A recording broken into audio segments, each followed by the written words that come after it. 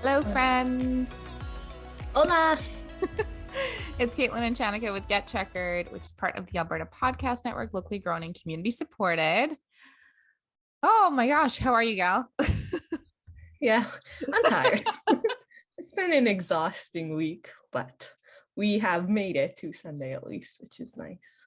I had school rocked me like a boat this week. We had two very technical presentations. We had business presentation.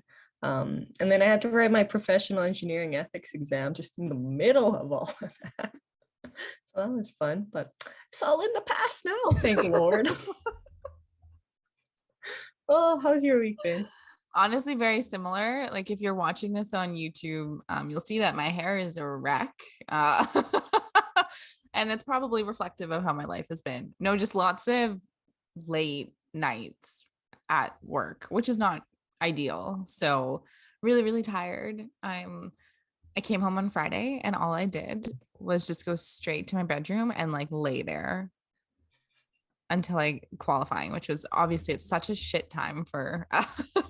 That's how tired I am. But I'm excited that we're finally at the Australian Grand Prix because we didn't get to watch it last year. No, I know. So it's kind of fun. It's still like a new track for us to talk about track facts, even though it's everyone else is well aware of this track. But we have to get our track facts in for this episode. Exactly. But before we do that, we have a few headlines. The first thing, Caitlin, I don't know if you saw this, was the rule change that they made. So there was a few.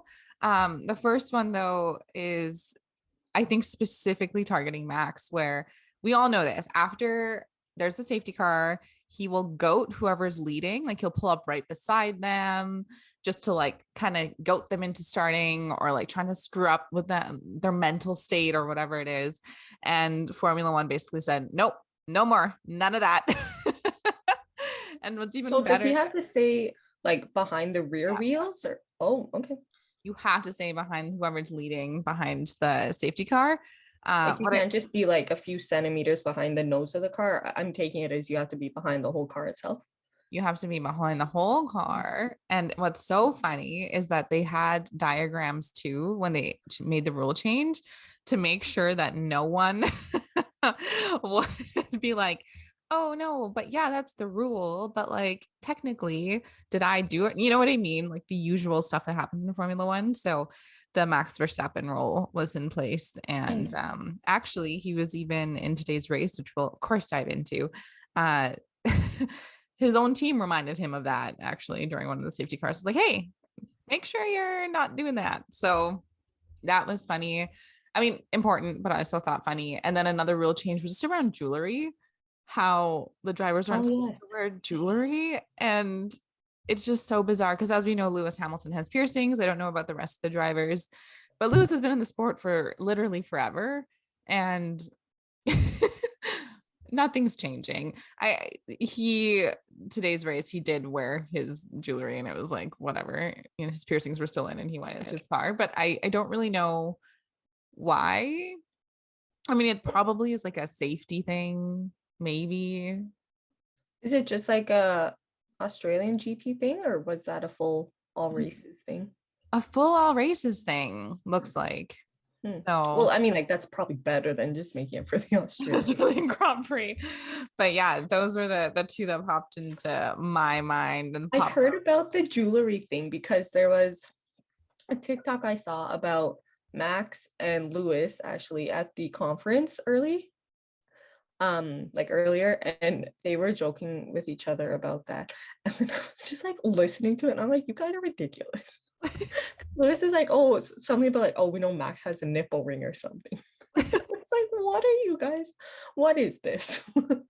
At least they can like laugh and have fun together. That's nice after whatever happened last season. But Yeah, I saw that video too, where I was just like, you know what, have some fun. And Max, I think, countered with like, you want me to show it to you again? And I'm oh like, god, yeah. Yeah. so that was one of the headlines this week. And then the one I really liked was so everyone had to go to Australia and Mick went early And he's just like the most wholesome person I've ever seen. So he's like surfing, super cool. But then he goes to the Steve Irwin Wildlife Facility. And he's hanging out with Robert Irwin, so his son, and just like it's so sweet. He's just at this wildlife reserve, watching him play like with all the animals. Um, yeah, just Mick is a great person. Mick is someone we have to protect at all costs. I agree. He's just such a gem. He's just so sweet. He's just so sweet. Um, Honestly, I think that's about it though. I didn't get much more headlines this week. no, I just thought the rule changes were so funny because I'm like, I don't know. Um, but we are in Australia, hey? Yes, yes, very nice. I would be nice to be there right now. Seriously, I agree. But yeah, like we kind of said a bit earlier, we haven't recorded a podcast when they've been racing in Australia until this race. So we'll go through our typical track facts, as always a new experience for us. So this is the Albert Park in Melbourne. The track is laid out around Albert Park Lake. This is about 3 kilometers south of the Central Business District in Melbourne. It's a street circuit with some characteristics in each sector that are reconstructed annually for more of a racetrack style. So not the concrete barriers right beside you. There's grass and gravel runoffs. It's considered a quite fast and relatively easy to drive track. And Shanika broke down all the layout changes in the last episode, actually. But long story short, I think Shanika, you'll agree with this. The changes definitely seem to help with overtaking. It was a very eventful race. Yeah, 100%. And then there is a contract at this track until 2025. There's 16 turns, it's 5.3 kilometers circuit, 58 laps. It's a clockwise circuit. So some of the past winners is like a mixed bag. So we had Valtteri winning in 2019, Seb 2018, 2017, Nico 2016, Lewis 2015, back to Nico, I think, for 2014. So it hasn't been that consistent for constructors or for drivers. So I guess like we'll see. And I think so Schumacher had 4 wins here, which is the max number of wins for a driver. Someone else had that as well, but just it's a Schumacher kind of legacy at this track. Some tire info I thought was actually pretty interesting looking it up. So they went the medium range, air quoting for sure, because it's the C2, the C3 for your hard and medium. But instead of going to a C4 for the soft, they actually went all the way to a C5. So the very softest you could get for the soft. So, right, they just kind of like skipped over the C4. And what I got from the Pirelli website, quote unquote, is as a temporary facility, Albert Park used to be quite bumpy, but the new asphalt may have reduced this. The new surface could offer low grip, so scoring 2 out of 5, and reasonably contained levels of asphalt abrasion, which is set to result in moderate wear. The whole track is likely to be very, quote unquote, green and slippery at the start of the weekend with a high degree of evolution expected, so marks 4 out of 5. Traction is important to get a good drive out of the short straights and corners, while braking and lateral forces are average. The severity of loads is also average, with overall tire stress, again, average 3 out of 5. Okay. So, and like tires were a very interesting topic, I guess, during the race. We'll get into that, but some interesting strategies. And then we're just going to say a little bit about Melbourne because why not? It's fun. So Melbourne is considered like, I don't know, does anyone in Australia consider Melbourne like that East Coast? When people say, I'm going to the East Coast of Australia, I don't think it might be, but it's also on the south. It's very much the south, in my opinion, but I mean, anyone can correct me on that. It's just north of the island of Tasmania. Okay. It's in the state of Victoria. It's the capital of Victoria and the most populous. So second most populous in the whole country behind Greater Sydney area. And I know there's that great rivalry between the two cities. And the capital of Australia, Canberra, if I'm pronouncing that right, is right in the middle because they couldn't pick either of those as the capital. I thought that was a fun fact. And then Melbourne is often referred to as Australia's cultural capital and sporting capital. Okay. And just some people, some famous peeps from Melbourne. Oscar Piastri's hometown, because we know Danny Rick is from Perth. He's not from Melbourne, but Oscar actually is. And then we have like the Hemsworth brothers. They're Melbourne's. Steve Irwin, Kylie Minogue, Kate Blanchett, my Lord of the Rings like amazing woman. They're all from Melbourne, so it's like a lot of people, over 5 million in the greater area. So lots of people from Melbourne. Great place to be. Very like I remember when I went there, like the temperature is very a mixed bag as well. Like it can change a Yeah. lot in a day. Almost like Calgary vibes, but not the same weather as Calgary. But it can vary throughout the day. But yeah, that's Melbourne. Super fun. We should go there one day and watch the race, Shani. I was gonna say Australia's moving up on the list, but also I was thinking we got to create a giant list of the ones that we want to go to and start knocking them off. We should make a lot of money and then take a year off work and just chase travel to the races. everyone around the world. Before we dive into quali, we're going to have an ad break. So with Pod Power, our sponsors are making it possible for us to amplify the voices of Albertans and Alberta podcasters. This episode, Edmonton Community Foundation is helping us give a Pod Power shout out to Bookwoman. Bookwoman is a podcast about editing, publishing, and writing Indigenous stories. 3 Métis librarians representing nations from across the homeland aim to inspire Indigenous peoples to share their stories in whatever form they enjoy. Guests include Indigenous storytellers from diverse mediums like podcasting, burlesque, books, comics, social media, films, music, and everything in between. You can listen and find out more at bookwomanpodcast.ca. Did you have a chance to watch Quali at all? No. Yeah. So people I've been a useless podcaster this week. No, I don't even think it's that. So one of the things for us is that the everything was pretty late in the evening, I would say night for us here. So I personally thought that this would be like the time. This is finally when we get to watch some races, but turns out we're old. And having to stay up past, 1 or 2 after a long week of work is just not the vibe. So I did catch Q1 and Q2 also to the F1 Chronicle family. I'm so sorry. I was supposed to record with them, but I could not stay up until 2 to 3 to record. So apologies, but there was some surprises. One being McLaren, holy crap, finally seemed to, figure it out enough to get Lando into P4, which after how they started the season, I was like, oh, thank God. It was just such a disaster.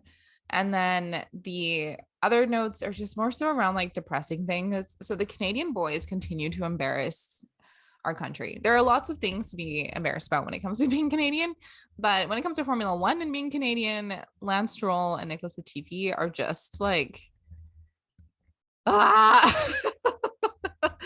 So as you probably saw, there was an accident. Lance Stroll essentially like turned into Nicholas Latifi. And when it happened, I was actually watching it. I was still up at this time and I physically cringed because we know how expensive it is nowadays. And with the cost cap coming in for them to get into an accident, initially my reaction was like everybody else's, I think, where we were like, oh my God, Nicholas Latifi again, because he's had already like 2 or 3 accidents and we're 3 races in. Like, what is happening with this man? Turns out though it was Lance Stroll's fault, which is, apologies to Nicholas Latifi, but still it's just so much damage at the beginning end of the season for both Aston Martin and Williams. So just not great.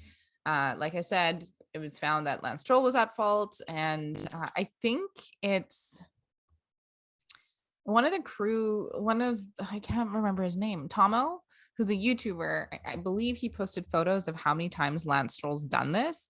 He's done this like 5 times, apparently, where he will turn into the person that's coming up on his side. So it's just funny.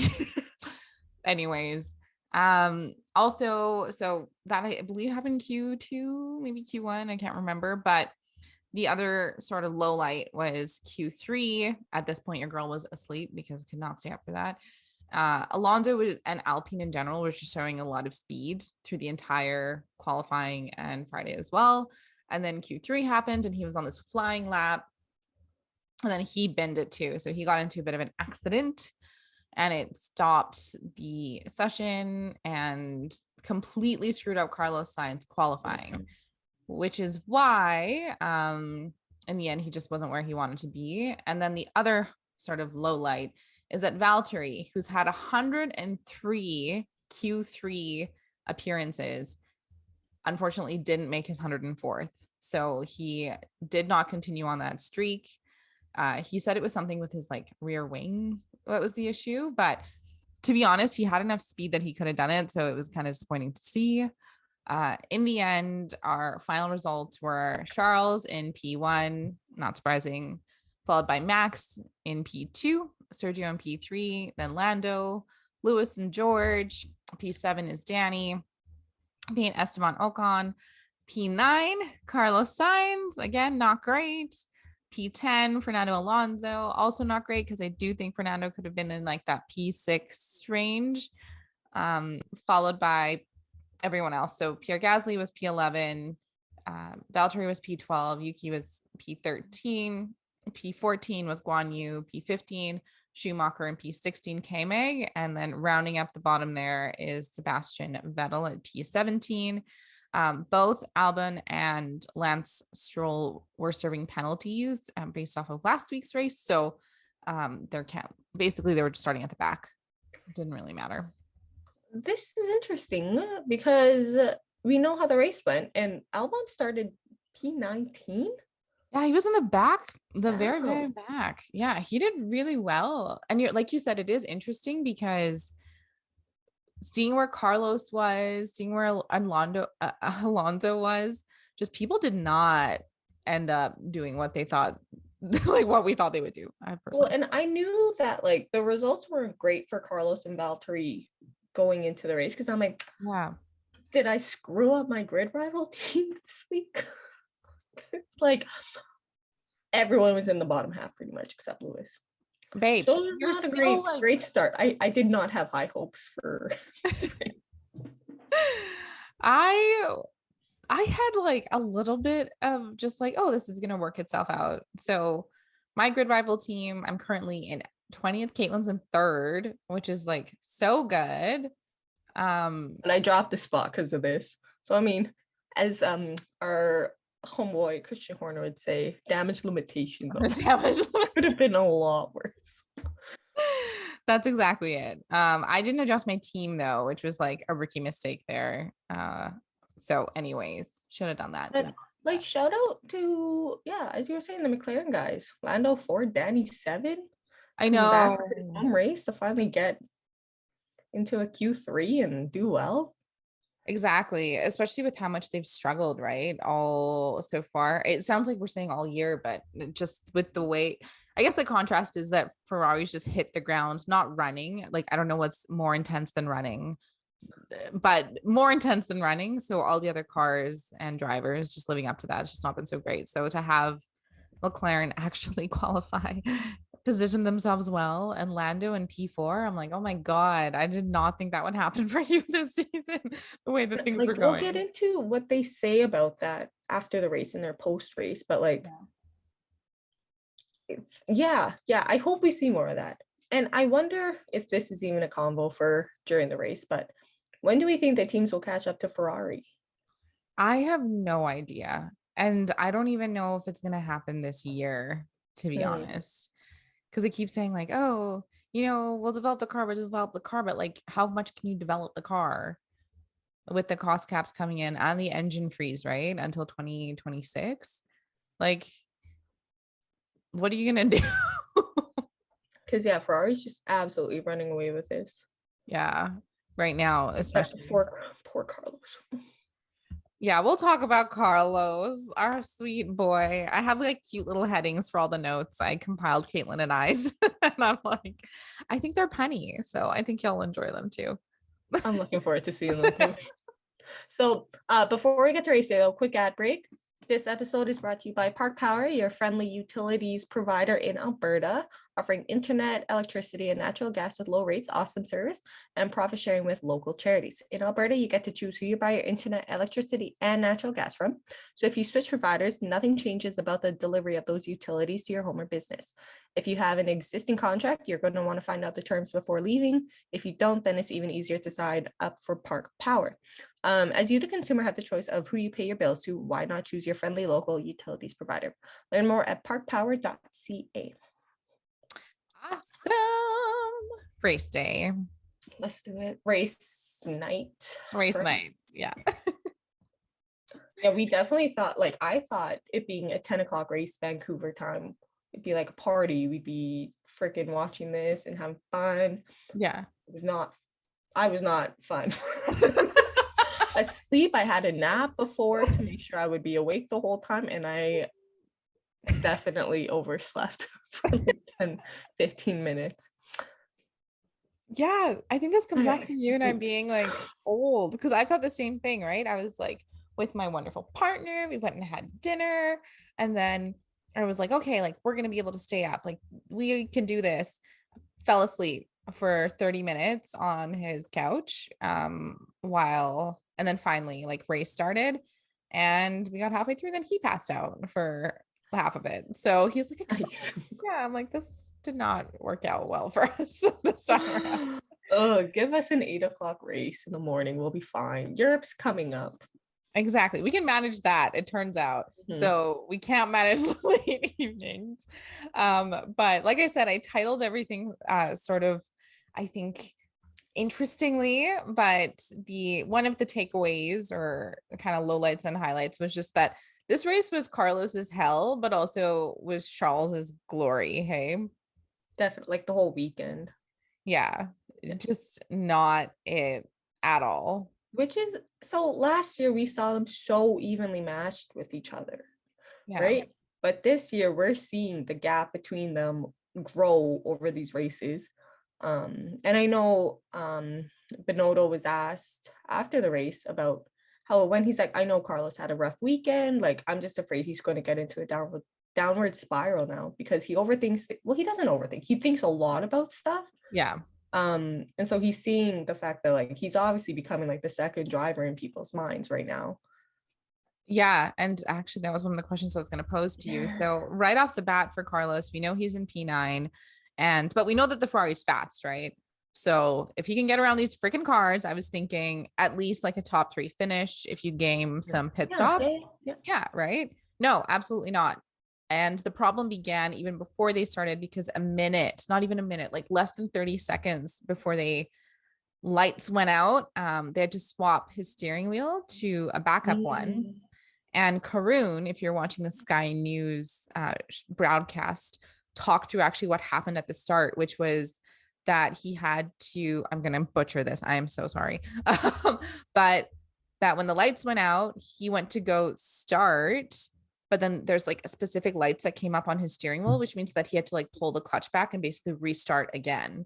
But at that point, he had already lost so much momentum in 5 spots. Oh, no. So yeah, he dropped to P14 like right out the gate, which was not great. Our poor boy. And doesn't get any better for him. So apparently not. Like I think that puts you in such a frazzled mindset from the start. And he started on hards, which we could tell in this race. It took a while for them to like get in the hard tires to get in the right zone of having enough grip, which like came to bite him in the ass on lap 3, where he wasn't the only one that went and cut some grass on that turn. I think 2 or 3 others did, but because it was so early on and he was pushing those tires so much, he completely lost it. Yeah, and our homeboy literally is out on lap 3. And his teammates in P1. Yep. And, you know, for people that are doing fantasy Formula 1 teams right now, you're probably like, Carlos Sainz is the easy one. Like he's the steady one. He's the one that doesn't enough. He's level-headed. He doesn't make mistakes. So it was really surprising to see that happen. He is Mr. We joked last year. Everyone was like, Lando's Mr. Consistency, but then he dropped off he dropped off in the second half of the season. Yeah. Carlos showed consistency the whole season. He was good races 1 and 2 this year. We're like, he's a safe bet. He is good. That is who we should have on our team. And no, he crashed. Like, would not have saw that coming. Ever. And this is something that we touched on a little bit, but Caitlin, he in the post-race interview, he said that he misjudged it. He was really hard on himself. He shouldn't have made a mistake like that, like pushing those tires so early on. But do you think that the pressure is starting to get to him a little bit? I think so, unfortunately. And I'm thinking like maybe he hasn't been told the pressure from like Ferrari management. Like I doubt they're going to go up to him and be like, hey, you're starting to slide into the second seat. Right? Like they won't be like that, especially at this point. But he's thinking it, and he's interpreting what they're thinking, which is always a dangerous game to play. Yeah. But so he's putting pressure on himself to try and match Carlos, Charles. Their names are very similar. I don't blame you. So he's trying to match Charles, but I think Charles is in a league of his own. Am I surprised that I don't think they would give preferential treatment to Charles, but I also know they think of him as their up and coming star, right? Yeah. And you actually said it perfectly. So the Sky News post-race interviews, Mattia was saying that, really concerned for Carlos. I just did the exact same thing. So concerned for Carlos, but also had this faith of like, he'll bring it back. Like Carlos will get it. But he also restated that they're going to let the boys race. Like there's no team orders. And if Carlos is at pace, then they'll have to decide then and figure it out between the two of them kind of thing. So that's interesting. But I think what you're saying about him being the shining star, like there was this really interesting angle that Sky News got of Mattia and Charles hugging just before they went and took the giant team photo.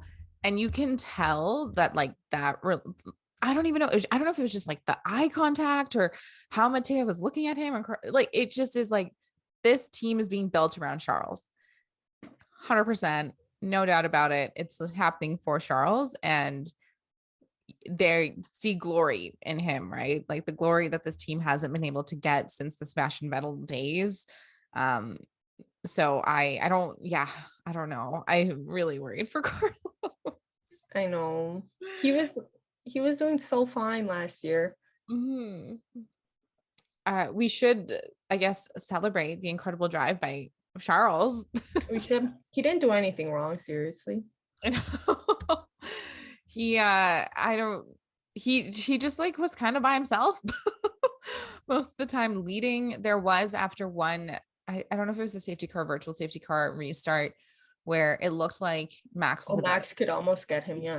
Yeah, but Charles he held him off, he defended, and then he started building a gap, and he was like, okay, you're fine. Yeah, and it wasn't just like don't blow the lead by crashing into anything is all he had to do. Exactly. And it wasn't like one of those like, oh, it's a second gap with Red Bull right behind him. It was like 5 seconds. Yeah. Like their car is the best. I would definitely say. And he's super confident in the car. Yeah, so he can fly it into those corners without any fear. And that's something that's been interesting, I find, this season with all the issues with the porpoising and all the other shit that's going on, that you really see like the mental game of the driver and how important it is. Because if they don't trust the vehicle, which is a mental thing, because even though you might be like, yeah, this car's perfect, we ran it through all the tests, but if you don't trust it, it's just, you can't push yourself and your mind to be able to like take those turns, take those risks in the way that you want. So he had a great race. Really, I mean, I don't know. He's are we looking at the world champ for this year, Caitlin? What are your thoughts? I think I will put my money on, which I don't have much of right now. I put my money on him being the mid-season leader. Okay. I think it'll be closer racing for the second half of the season. Will they be able to catch him because he keeps building a lead like this from the first half? I don't know. That's a good point. That's a very good point. Yeah, I think unless there's a lot of bad luck in the next few races, that Charles will run with this and run away with it a little bit. I think he already is, right? Right. And like he mentioned Albert Park isn't an easy track for him historically and normally favors some of the other teams, but here he is just like not doing anything wrong, and he's the best car on the track. So if he's not saying like, oh, this is going to be my easiest track to win, but he can still win, kind of almost looking that easily. Oh, something that happened in the interviews I was watching, he said something to someone where he's like, yeah, this was the first race we were able to control the pace. And it might have been Will Buxton took it. He's like, oh, that ominous warning. First race we could control. It's like, do you think it's just a choice of words, sir? Probably was a choice of words. I don't know, looking into stuff too much. He's working with Netflix too closely, maybe. I mean, accurate. That's a possibility. The next sort of cluster or like a topic I wanted to mention was just that McLaren is doing better. Maybe. They did better this race than they have for the first two races combined. Yeah, so this was the first double points finish of this season, which is so good. And like I mentioned, Lando finished P4. He did not have the best start, but he held on to like enough track position that they ended up finishing the points, which is so great. But yeah, I don't know. Towards the end, Danny was just a lot speedier, and I don't know what was going on with Lando's car because there was a lot of radio chit chat between Danny and the McLaren team, and they were like, don't put pressure on him, something's wrong with his vehicle. Why would they give that order though? I think it's because you don't want to lose both cars, right? Because one of the drivers was like applying pressure, so then Lando has to push more, and then the car overheats and then dies, and then they lose one car out of the points, which is like not good. It's better to just have both cars finish. Yeah, but they could have just like, and I wonder if they didn't want Danny to push because they thought he'd get into the same issue as Lando is in, because that would make sense to me. But like, don't pass him because he'll race you. I don't like, they could have told Lando just be like, okay, you're slow as fuck, so let Danny pass. Like that could have been a team order. Yeah, I guess it wasn't. So whatever.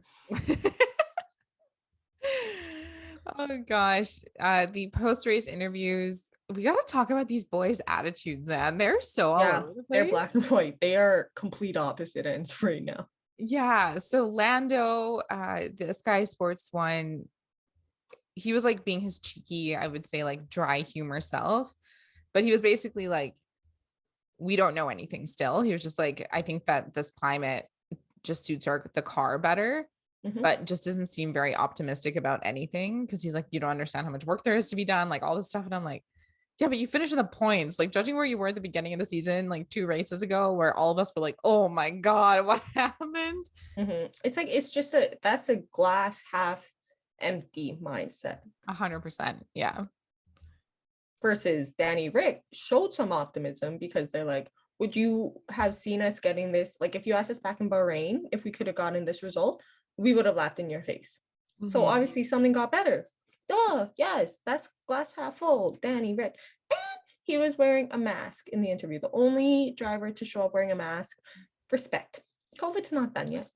Yeah, COVID's not done yet. And we also know that these drivers, if they get sick, they could be out for multiple weeks, like Sebastian Vettel. So it's just not worth it. But I don't know. We know that there's so many people that there's so many things that still need to be done to the car. But I think Danny Rick just being so positive is so good, because we know these freaking engineers and mechanics are working their ass off trying to figure out what the hell's wrong with the car. Right. So I don't know. It comes across as like a little bit, just like unthankful from Lando for like the amount of work that's happened in the past 3 races, how much their team has tried to work to change something. Yeah, exactly that. It's not the vibe. Lando Norris. No, not great. But okay, moving on. Next group, I guess. The Mercedes guys. It looks like their reliability and strategy is a good thing. They finished third and fourth. So good. Yep. And not what they were expecting at all. No. And like in the interviews, I think it was George that's saying like we're the fifth fastest car on the track this weekend. So behind the Ferrari, the Red Bull, the Alpine, and the McLarens. And yeah, they still finish up with the 3-4 because I think it comes down to their reliability and their strategy. So, and good luck. I think that this was the first race where I felt that the car did have some pace in them. So George was running, and actually Lewis towards the end, which then led to another sort of situation, which was difficult. But they were in like the 121s and then getting even quicker towards the end. And I think maybe it has that tires to play with it too, less fuel, the tires, whatever. But Lewis was getting really fast, like almost on par with the Red Bulls. So there, something seems to be going well. We should also note that Lewis was actually had an additional so this was the additional weight on the car, obviously not surpassing like the limitations. They added a bunch of sensors and stuff to his car to try and figure out, I think it was like an additional 1.5 kilograms worth, just to figure out like what was going on and how they can pull more data. Because if anyone was paying attention this week, Toto Wolff was saying that they're testing the car in the wind tunnels, and what they're getting there is different than what they're seeing on the track, and they don't know why. So it's making it difficult for them to figure out like what they need to make in terms of changes and how to develop it and more. If you're probably on the YouTube video right now, but if you're listening, Clover made an appearance, a sweet angel. She's so sassy. She's so sassy and so cute. But yeah, I guess like interesting that they are trying to figure out why they're not meeting their wind tunnel results, because that is not great, right? So hopefully they can learn something this time around. I think Lewis did have a bit of a different setup than George, and I think they're just doing that. Of course, the drivers have like different steering wheels and slightly different setups, but in general, it seems like Mercedes's plan is just to like see what's going on and trying to compare the two against each other. There was like a weird moment, and this was taken like super out of context now because he clarified in another interview, but we all of a sudden, you know, there's like a few laps left, but Lewis is getting really, really quick. And then we hear, "You guys put me in a really difficult position." And I was like, what is this about? Because at this point, Sergio Perez was in P2, George was in P3, Lewis is in P4. This is honestly the best finish that they could ask for, but it was weird. Yeah, like my head when I heard that, I'm like, oh, does that go back to like why they pitted Lewis first and they were thinking to pit George second, but then there was the safety car in between, which no one could have foreseen. And I'm like, why would you say that, Lewis? Like I thought that's what my head went to, that situation. I'm like, you know, they couldn't tell. Like, why would you bring that up? So is that what it was about? No, and that's the issue. So in the post-race interview, he said that he was annoyed that the engine was overheating. So even though he was getting super, super quick and like starting to beat George in pace, his engineers and the tech team were like, no, slow down. Because again, it seems like a similar issue to Lando and Danny. It was like, chill, because we don't want your car to die. Interesting, because it's the same power unit.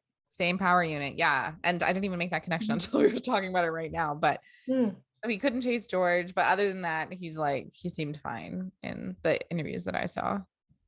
Okay, good. Yeah, that makes more sense. Because I'm like, Lewis, you are experienced. You know, no one can tell. Yeah, no one can control. Like, it's just bad luck that you pitted before the safety car. Sorry. Exactly. And also, this is for our listeners, which team, I've been looking at our stats. So Caitlin and I, as we mentioned, we're just like looking at stuff now, trying to see what we can do with our little podcast here. And we get over 600 listens a month. And we appreciate you guys. We appreciate y'all so much, which is why I'm hoping one of you can tell me why people in the UK say mega a lot. in Georgie's interview, he said something like, yeah, it was mega. And I'm like, mega what? Like what? Why are we saying like I don't Like, understand. is this just like a thing that's said with the British motorsport community? Maybe it's just like everyone says it and you learn it when you're karting growing up in the system. Yeah.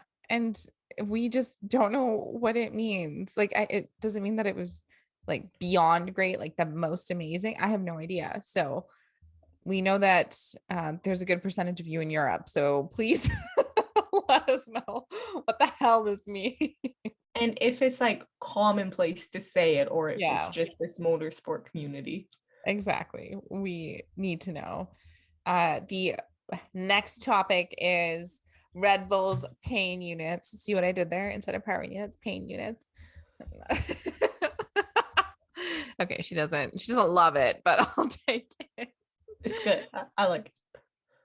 Yeah, so Max was the first in on lap 19 of 58 to go on softs. And I think all of us were thinking, okay, this is great. He'll be able to chase Charles a little bit more, and there could be like more fun because Perez was doing a lot of work at the back behind him, but we were wrong with that one too. Yeah, I think hella surprising again to see Max ends up with another DNF, man. His power unit goes off, and he has to get off track, and the car turns off, and there's smoke, and then there's a fire, and the fire people have to put it out. 2 DNFs in 3 races. It is just, I don't even know what's happening here. You know what I mean? And initially, like I thought it was the power unit again. But we do know after in the post-race interviews, Christian Horner was saying he doesn't think it's the power unit. He thinks there's something with the engine fluid. Oh, But maybe because Max did say he smelled fluid. yeah. And it's shit, for someone that's coming in sort of defending his title. He doesn't even have the opportunity. He's in 6th right now in the Drivers' Championship. He's behind Lewis Hamilton, and Lewis hasn't like raced him really once this year. Yeah, that's actually such a good point. Like Lewis has not been racy, and even George, who's second, by the way, is just, none of this makes any sense because apparently, like, they're not in a competitive car, right? So I don't know what is going on with those vehicles. But Max, of course, said that the current situation is unacceptable and he's clearly frustrated. And he also said in the interview that I was listening to, he's not even thinking about the championship because he's like, I can't even finish a race. Freaking race. Yeah. So why am I even going to think about winning that thing if we can't even finish a race? He also mentioned there was no pace and that he couldn't push, which was true because we did start to see that gap between him and Charles just start to extend, and they need to understand why. But of course, as soon as he went off, Perez ends up in P2. But I remember hearing Perez being like, well, what happened with Max? Exactly. Which is a very important question. And they're like, oh, don't worry, it doesn't apply to you. And I'm like, so what's really the difference between their cars? And are you lying to, or are they so similar and you're lying to Perez and like literally putting him in his car in a dangerous just situation? hoping. Yeah, I don't like it either way. Yeah, I think that we did know something was up with the car, because just even before the race started, they were working on Max's car, which is really unusual. Like typically, the car is good, you have it and it's just chilling, you're just keeping the tires warm, but they were working on the vehicle, so something was wrong. But we just don't know what. And I agree for them to be like, yeah, like don't worry about it, it's not you. But it's like, I mean, Press has good reason to worry because he also DNF'd. I know. Well, and the thing is, it's like you could probably tell him to be like, hey, it was, or in code, whatever code you want to talk to him in. Be like, it was related to the change we made on Max's car, so that's why it doesn't relate to you. Rather than, because if someone tells me, and let's say I'm a theoretical F1 driver, and my engineer is like, oh, don't worry, it doesn't apply to you. I'll be like, bullshit. Tell me what happened. I would be so scared. Okay. But he, did a really well job, Perez, in managing his tires. Uh, there were a few points where George was getting pretty racy and on his tail. We will say at this point, the gap to Carlos was like 20. I mean, Charles. Oh my God, Charles. 20 seconds by the end. Yeah, it was a lot. It was a lot. So it was Perez just trying to keep George at bay, but he kind of had a bit of a lonely race after that when I think George was also told to like chill because of Lewis's issues with his power unit or like engine that was overheating. So he finished in P2, which is a great performance for Perez. But the first thing he came on the radio and said was like, oh, that's too bad for Max. Which I was like, dude, you finished P2. Like, these are the things that you wanted to do in all of your years in the midfield. Like, this is amazing. You should celebrate for yourself. Right? I found it a very interesting dynamic from Perez because he did come from very midfield, bottom of the midfield. And now he's in a top tier car. And he says he wants to win the world championship, but he's like, I don't want to say this actually, but I will. He's like such a good sidekick for Max. Yeah. He's so caring. He wants to make sure he's always okay. And like I think he must know deep down that Max will always kind of be the favorite and the seat one. So how do you tie that into like, I want to win the world championship? It's just like, I don't know how he's actually thinking. Yeah, no, I completely agree. I don't know if they're both air signs. So there's maybe some like compatibility there that wasn't there with the other ones. I don't know, but it's I wish he would celebrate more in the moments that he give himself some more credit. Like him and Carlos, they're both pretty, like they don't give themselves enough credit. Absolutely not. Absolutely not. I thought what was interesting is Perez at the end of the race, Lewis and him were kind of going back and forth, and he said that Lewis always races hard but is always fair. So I heard that too. Very interesting. Looking at you, Max. I'm just kidding. But I don't know, Caitlin, where the hell does Red Bull go from here? Because like what is happening? Yeah, no, it's a good question. And like, so we're 3 races into a 23 race season. Max hasn't finished 2. Checo hasn't finished 1, I think. And like Max isn't too angry in the interviews from what I've seen, but he's like, yeah, it's disappointing. Like, we need to get this figured out. And maybe that's because we're only 3 races in. But if this continues past this next maybe string of races, like, does he get more angry? Like, I don't think he can come back if he waits much longer. I don't know if he can even challenge the championship. Yeah, so right now, Charles is 30 plus points clear of Georgie, who's in second. And we know that gap it's really hard to make up, especially because we have no idea. Like, it seems like the Ferrari is just on a totally they are not having reliability issues or concerns. So if he finishes a race, he's probably going to get a significant point haul versus the Red Bulls having reliability issues and getting 0 points. Yeah, it's interesting. And we're going to talk about this a little bit more in a little bit because Christian said something where actually, you know what, let's talk about it now. So Christian, in a post-race interview, and I'm so like, I need to know what you think. He said, I'd rather fix a fast car than try and make a reliable, slow one fast. We need to get on top of it. So I think it's a bit of a... You really don't have either, Christian. That's my first thought. You're not the fastest. And you're not reliable. You're not I don't know. Reliability, I think, should count for a lot, because if you can't finish a race, as Max said, you can't even think about going and trying to win more points. Yeah, I think it's so funny because I know that we all have it in our heads that Christian's always talking about Mercedes. So I was thinking this is a bit of a dig at Mercedes, but even then, Mercedes is second in the constructors right now, right? Right behind Ferrari. The reliability is great for them. Even with a slow car, they're getting in 3rd and 4th because of people's unreliable cars ahead of them. And they're getting these surprise podiums. So it's like, I don't know if that's true. I do understand to some extent what he's saying in terms of like, there's that engine freeze, right, until 2026. So you can't really make any adjustments there. But I also think that this is just like a dumb thing to say because it's it's not true. Like, if your car is not reliable, you won't get anywhere.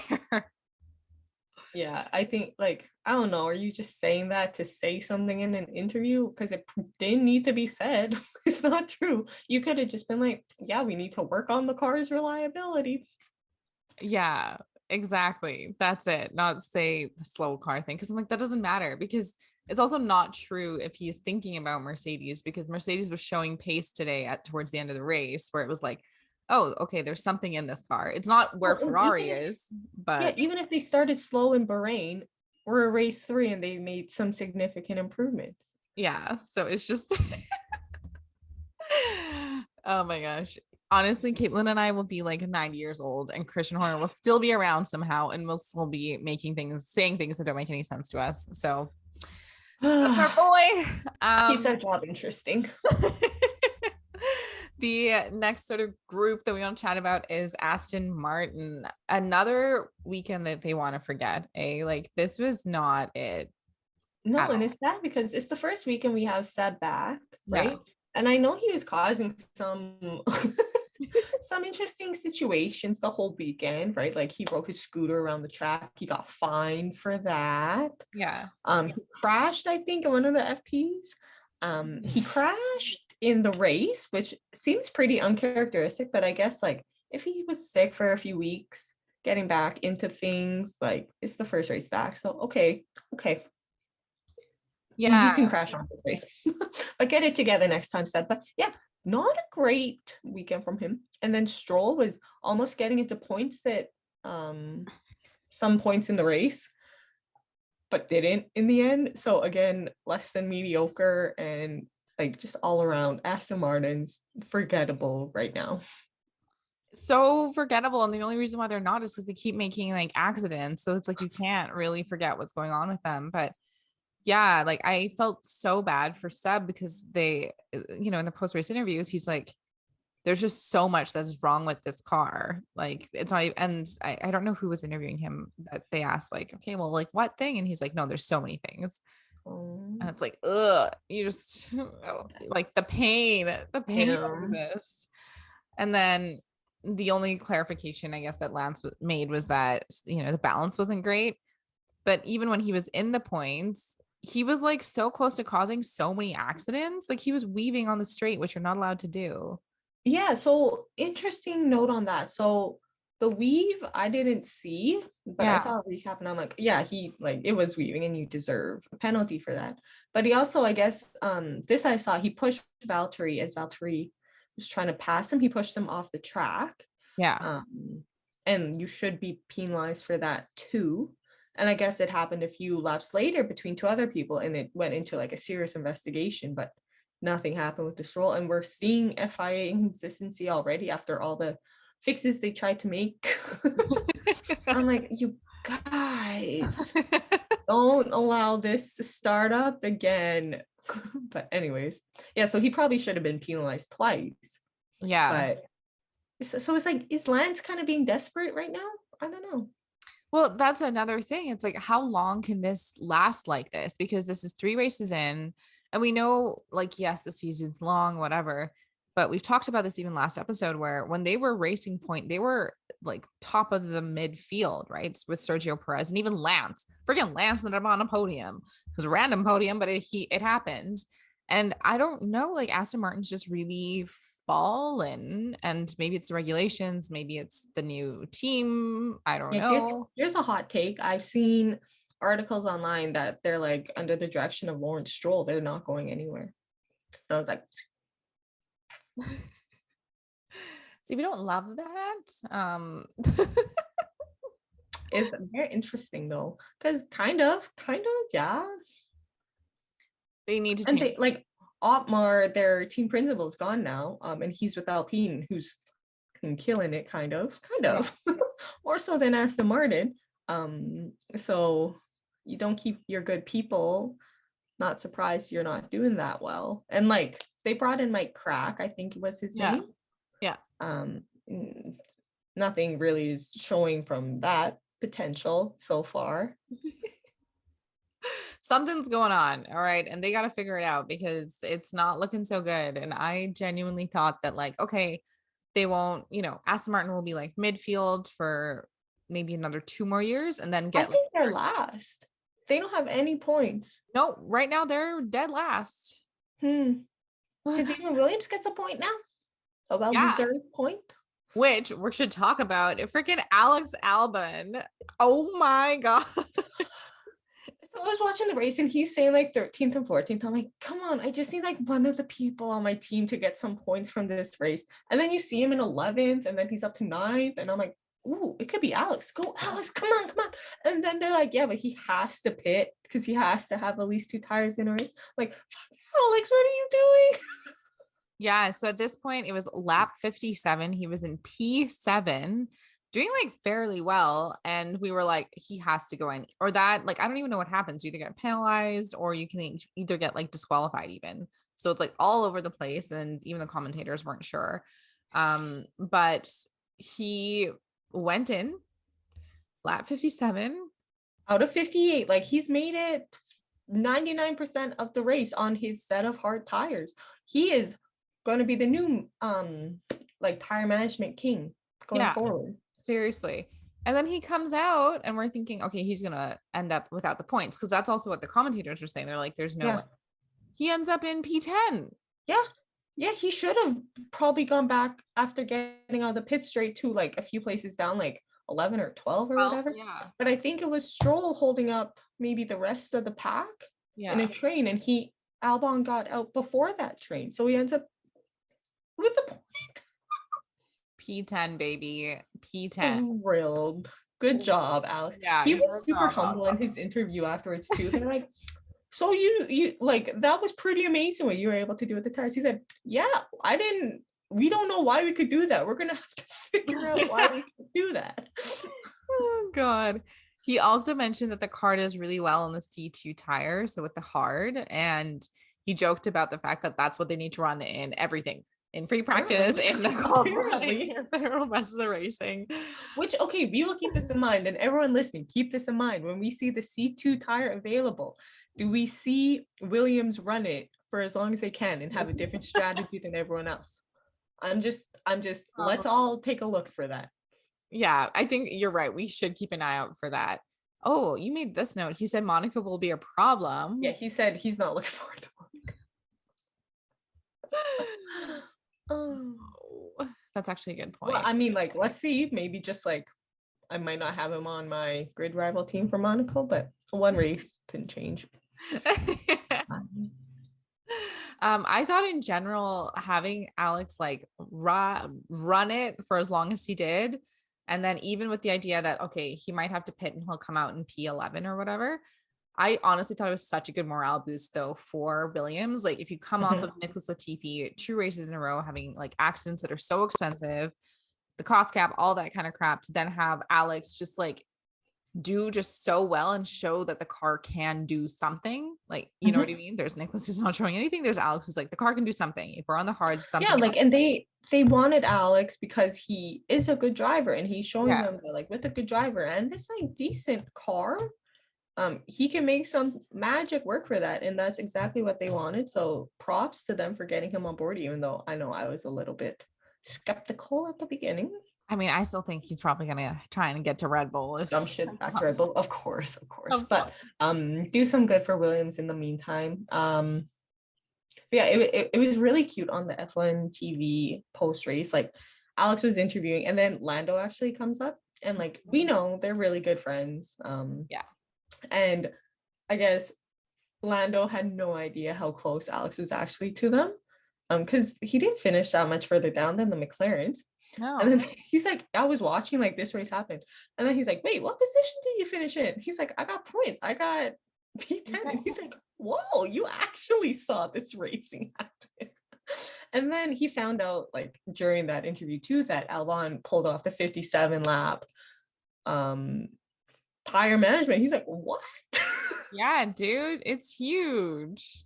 It was really cute to see, actually. So I love watching them. I wish there should be more interviews with like the drivers going together. That'd be interesting.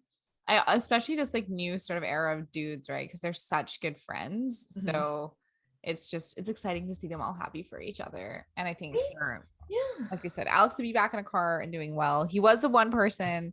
I know that a friend of mine, her partner was at a bar and he was like, who should I have on my team? I'm like, Alex is one to watch for because he's a very good driver, right? And if they have a good car, Mhm. they'll be in a good spot. And today he really showed that he can do it. So Truly. totally wild strategy, but it worked for them. And everyone keep an eye out for the trucks that have good C2. No. And see how well it's the strategy that worked out so well for them though. I guess like to counter freaking Fernando Alonso. This shit like broke my heart because we know that the Alpine was fucking fast this weekend It was a speedy car. and he did so great in qualifying, minus the accident, obviously. So he was doing really, really, really well. And then the accident, it's fine.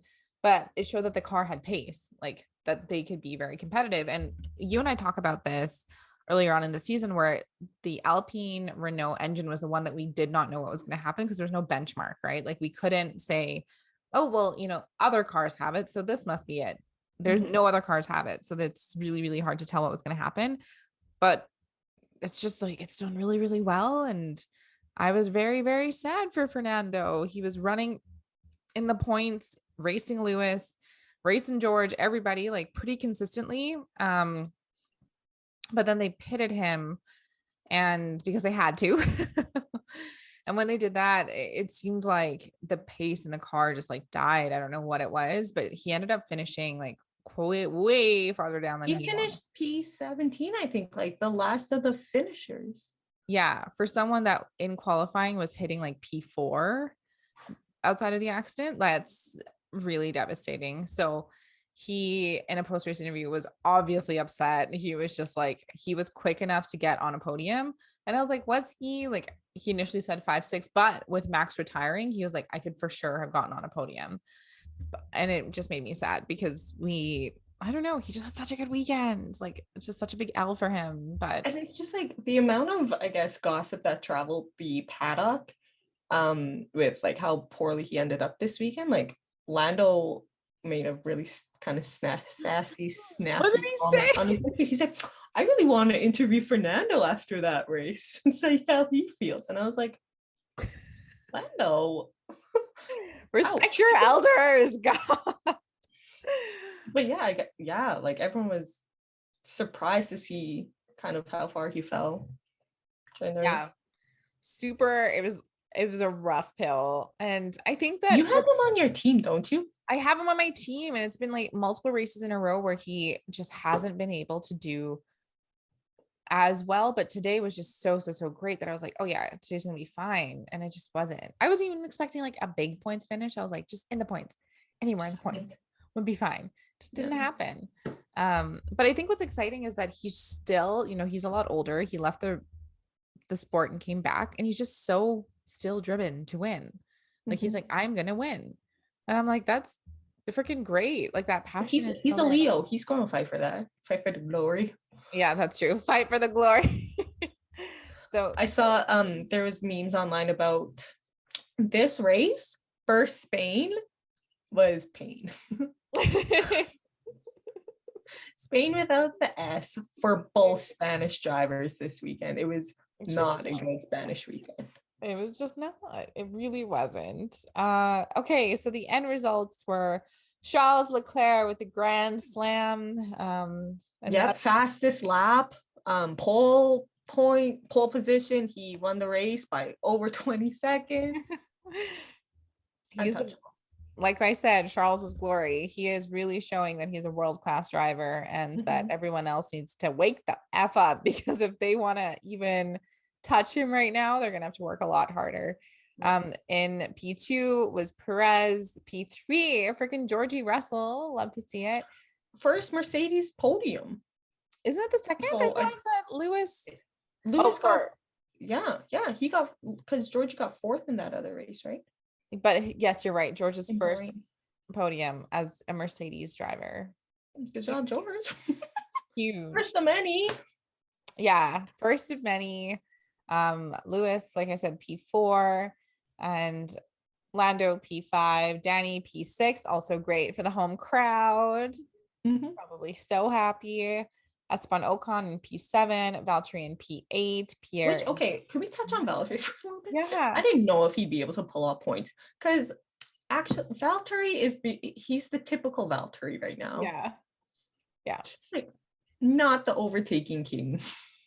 No, and it's so funny that you say that because even like we know he'll finish in the points, but it's like if he just was a little bit more elbows out, because we know they have a Ferrari engine. I feel like yes, the car setups are different. We all know that, but the engines are making the biggest difference here right now. So he could be higher up than just Mhm. But so I don't know what it is. It's his driving style. He's just not. elbows out. He can't do it. He's not the kind of guy. Um, No. Anyways, yeah, Pierre in P10. I felt bad that we didn't talk about him too much this wait, episode. P9 for P9, sorry, Gasly. P9. But yeah, Pierre, even with him, there were some like racy moments, but he pretty much stayed consistent. Really? Yeah. Yeah, like the best he can do in that car. Um, Alex Albon finishing in the points at P10, which we're so happy for him. Guan Yu Zhou again. What is like this young driver is really showing that he deserves to be in Formula One. P11, Lance Stroll, P12, also not great. Mick Schumacher, P13, and Kevin Magnussen, P14. This was surprising to me. What has happened with Haas? I think it's not their circuit. Magnussen made a few mistakes too. I think so did Mick. Yeah, Um, they both they kept still have a good car. Like they wouldn't have gone that far backwards. And if they did, they can reverse it by changing whatever they changed. They'll be fine.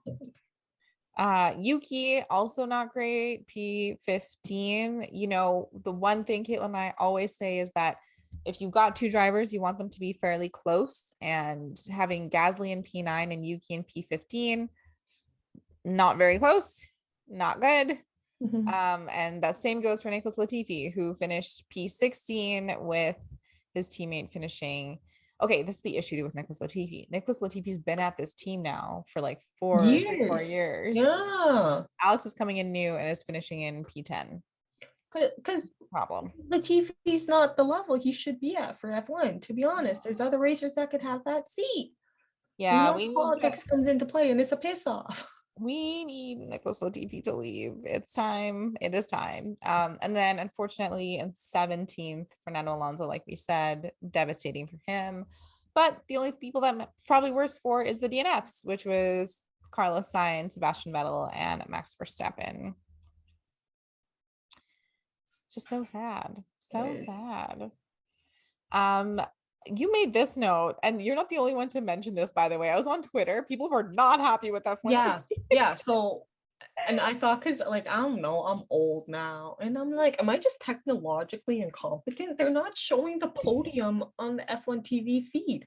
And I'm like going between, like, the race channel and the post-race channel. And both are just this helicopter over Melbourne, just helicopter sounds. I'm like, where the fuck is the podium?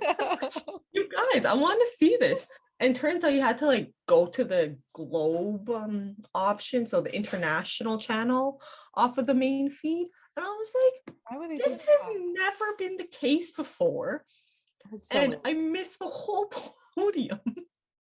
That is so weird. Who did that? That was bad. It's so funny though, because I was on Twitter and everyone's like, what the hell is going on? They need to fix this app. And then to see Caitlin put it in the notes too, to be like, what is going on? I was just like, because it was like midnight, 12:30 for me over here. And I'm like, I couldn't even see the podium. Why am I awake?